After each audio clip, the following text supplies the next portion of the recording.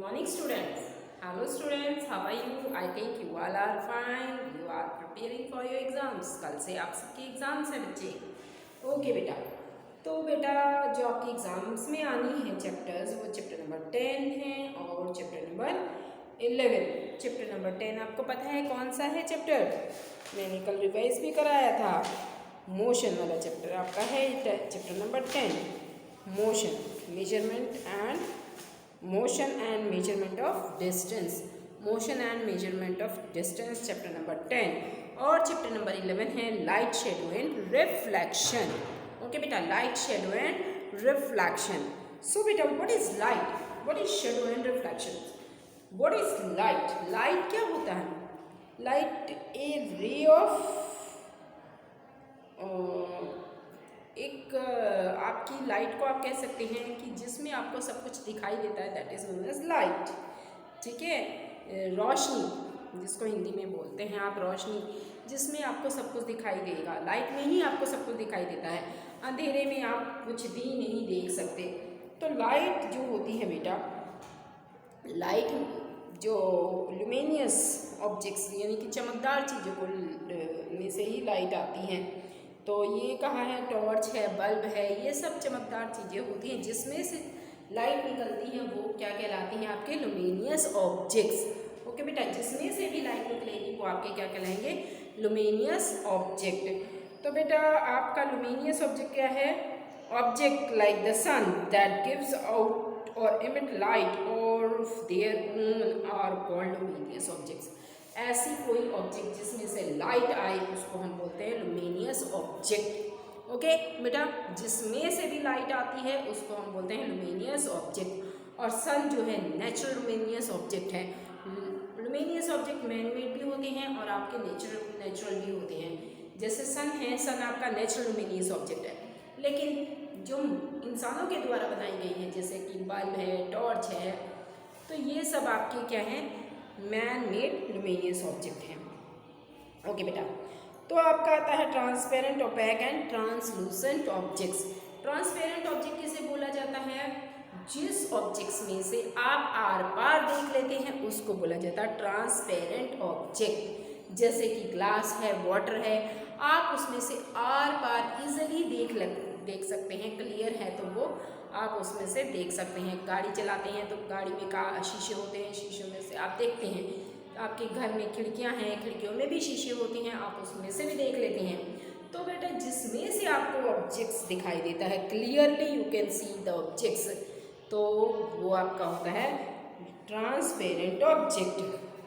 उसके बाद आता है आपका ओपैक ऑब्जेक्ट.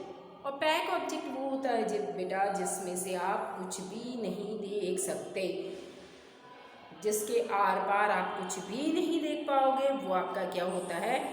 Opaque object. आप एक बुक है, लेट्स सी, ये बुक है, इस बुक को ऐसे रखिए और इसके पार देखने की कोशिश कीजिए ऐसे करके. So you can't able to see what's behind the object. Object के पीछे क्या है आप नहीं देख पाते हो. You are not able to see what the things are left behind the objects. Object के पीछे क्या क्या चीज़ें रखी हैं तो ये आप नहीं देख पाते हो.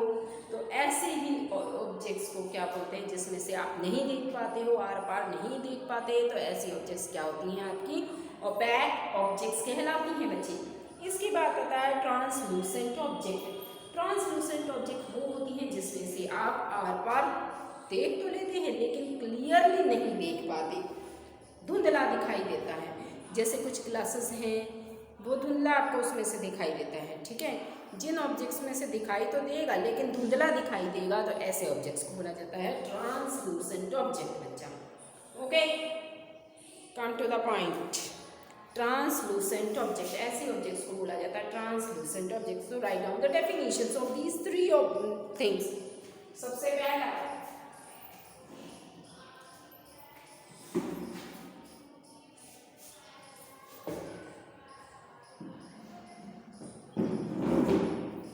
बेटा,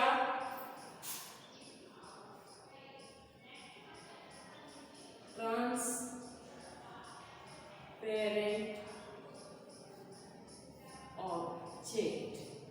ट्रांसपेरेंट ऑब्जेक्ट क्या होता है बेटा?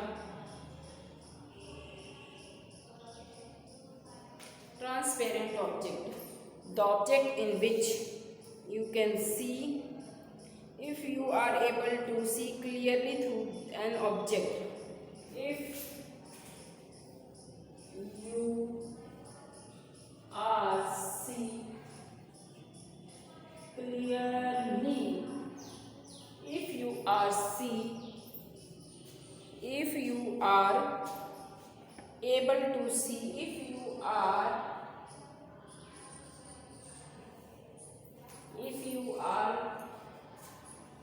able to see clearly, if you are able to see clearly through objects,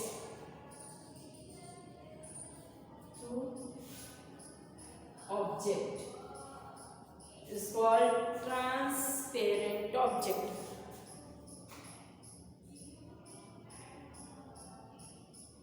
If you are able to see clearly through an object, it is allowing light to pass through it. It is allowing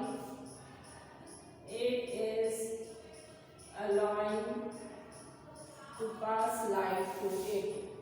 It is allowing to pass light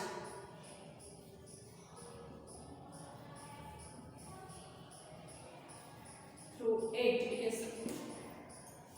It is allowing to pass light through it is called transparent object. Is called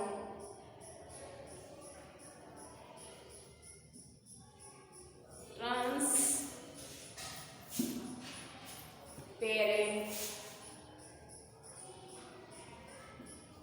objects, जिसमें से आप are पार देख सकते हैं, तो उन objects को transparent object बोला जाता है। Example glass etcetera. ओके, और जिसमें से आप आर पार नहीं देखते, if you are not, if we cannot see through an object at all, opaque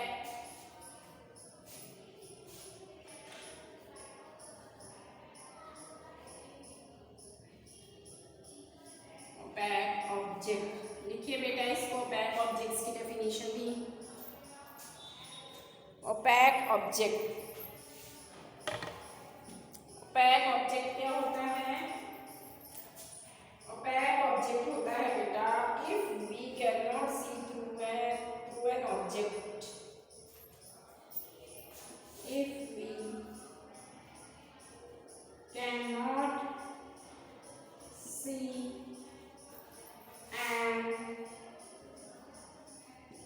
object through it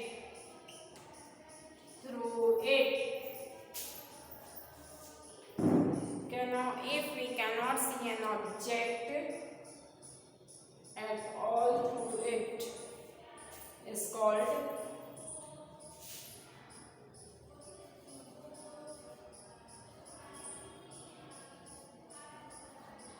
opaque object, is called opaque object. Example, wood, paper, etc. Okay बेटा, लिखिए इसको अच्छे से, hurry up, right it neat and clean. इसके बाद हम लिखेंगे translucent object, जिसमें से आप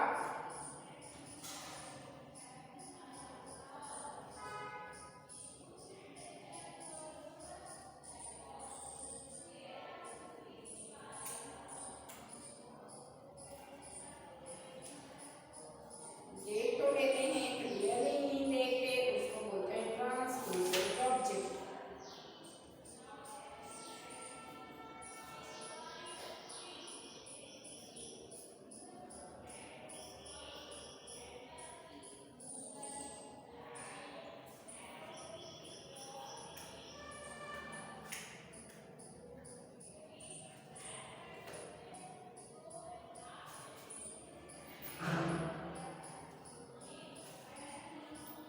अब लिखे translucent object.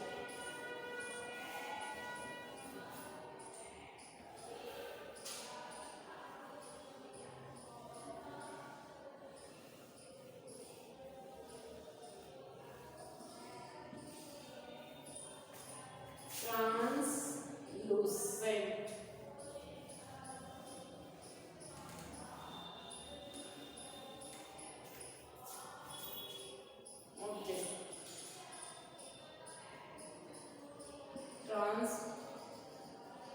translucent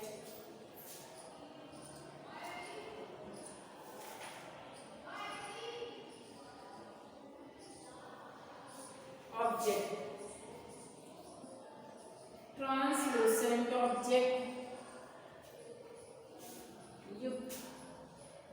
if we can, in which we can see the object, in which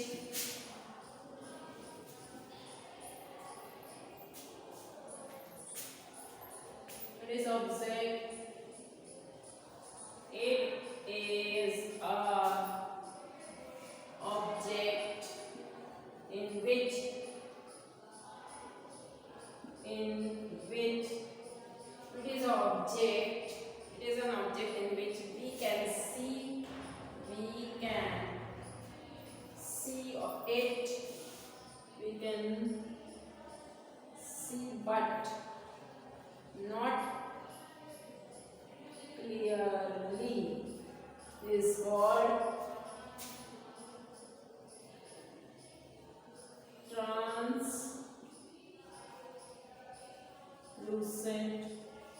is called translucent object. Example, butter paper,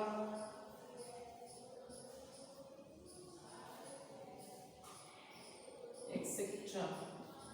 okay बेटा, इसमें से देख तो लेते हैं पर क्लियरली नहीं देख पाते, इसको हम बोलते हैं ट्रांसलूसेंट ऑब्जेक्ट।